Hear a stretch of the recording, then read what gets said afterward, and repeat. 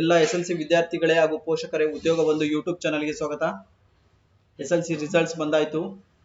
ಎಲ್ಲರೂ ತುಂಬಾ ಪರ್ಸೆಂಟೇಜ್ ತಗೊಂಡು ಪಾಸ್ ಆಗಿದ್ದೀರಾ. ಕೆಲವರು ಕಮ್ಮಿ ಪರ್ಸೆಂಟೇಜ್ ತಗೊಂಡಿರೋರು ಅಥವಾ ಕೆಲವರು ಇನ್ನೂ ಪರ್ಸೆಂಟೇಜ್ ಬರಬೇಕಾಗಿತ್ತು, ಮಾರ್ಕ್ಸ್ ಬರಬೇಕಾಗಿತ್ತು ಕೆಲವೊಂದು ಸಬ್ಜೆಕ್ಟ್ ಅಲ್ಲಿ ಅನ್ನೋರು ರಿವ್ಯಾಲ್ಯೂಯೇಷನ್ ಅಥವಾ ಫೋಟೋ ಕಾಪಿ ರೀಟೋಟಲಿಂಗ್ಗೋಸ್ಕರ ಕಾಯ್ತಿದ್ದೀರಾ. ಅದು ಅರ್ಜಿ ಸ್ಟಾರ್ಟ್ ಆಗಿದೆ.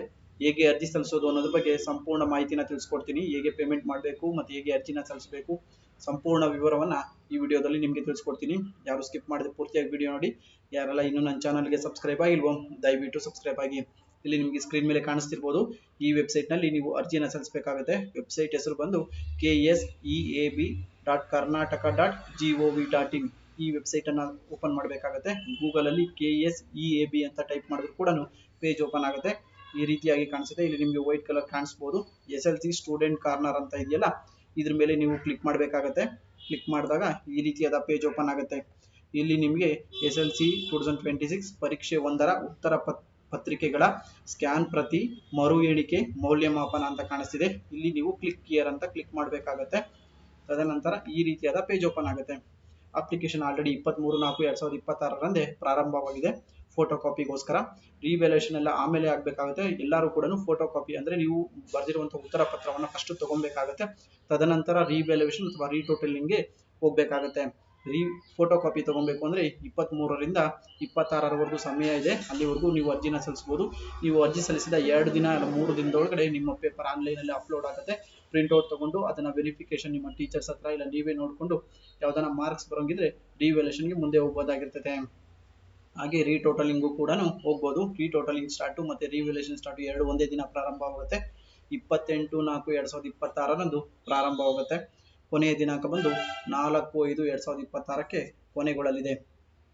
ಇಲ್ಲಿ ನೋಡಿ ಆನ್ಲೈನ್ ಅಪ್ಲಿಕೇಶನ್ ಅಂತ ಇದೆಯಲ್ಲ, ಇದ್ರ ಮೇಲೆ ಕ್ಲಿಕ್ ಮಾಡಿದ್ರೆ ನೀವು ನೆಕ್ಸ್ಟ್ ಈ ಪೇಜ್ಗೆ ಬರ್ತೀರಾ. ಈ ರೀತಿಯಾದ ಪೇಜ್ ಬರ್ತೀರಾ. ಇಲ್ಲಿದೆ ನೋಡಿ application for photocopy. Click here download photocopy. ನೀವು ಮಾಡಿದಂತ ಫೋಟೋ ಕಾಪಿ ಅಪ್ಲಿಕೇಶನ್ಸ್ ನ ಫೋಟೋ ಕಾಪಿ ಪ್ರಿಂಟ್ ಔಟ್ ತಗೊಬಹುದು. ಹಾಗೆ ಸ್ಟೇಟಸ್ ಯಾವ ಸ್ಟೇಟಸ್ ಅಲ್ಲಿ ಇದೆ ಅನ್ನೋದ್ರ ಬಗ್ಗೆ ಇದ್ರ ಮೇಲೆ ಕ್ಲಿಕ್ ಮಾಡಿದ್ರೆ ಪೇಜ್ ಓಪನ್ ಆಗುತ್ತೆ.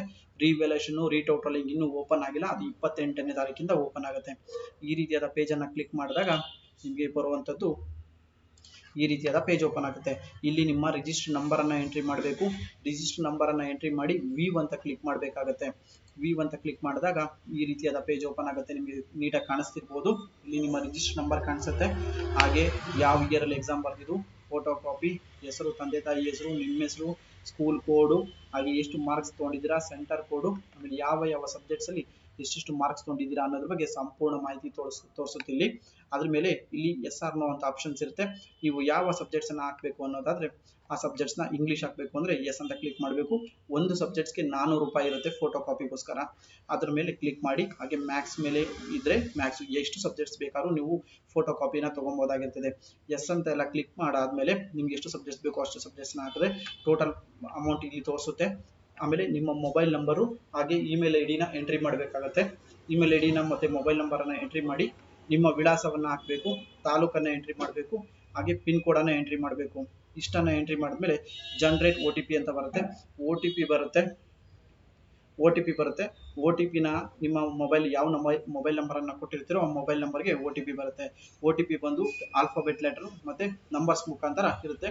ಅದನ್ನ ಎಂಟ್ರಿ ಮಾಡಿ ನೆಕ್ಸ್ಟ್ ಸ್ಟೆಪ್ ಹೋದಾಗ OTP ಸಬ್ಮಿಟ್ ಮಾಡಿದ್ರೆ ನಿಮಗೆ ಒಂದು ಅಪ್ಲಿಕೇಶನ್ ನಂಬರ್ ಬರುತ್ತೆ. ಅಪ್ಲಿಕೇಶನ್ ನಂಬರ್ ಅನ್ನ ಸೇವ್ ಮಾಡ್ಕೊಳ್ಳಿ ಇಲ್ಲ ಬರೆದು ಮಾಡ್ಕೊಳ್ಳಿ.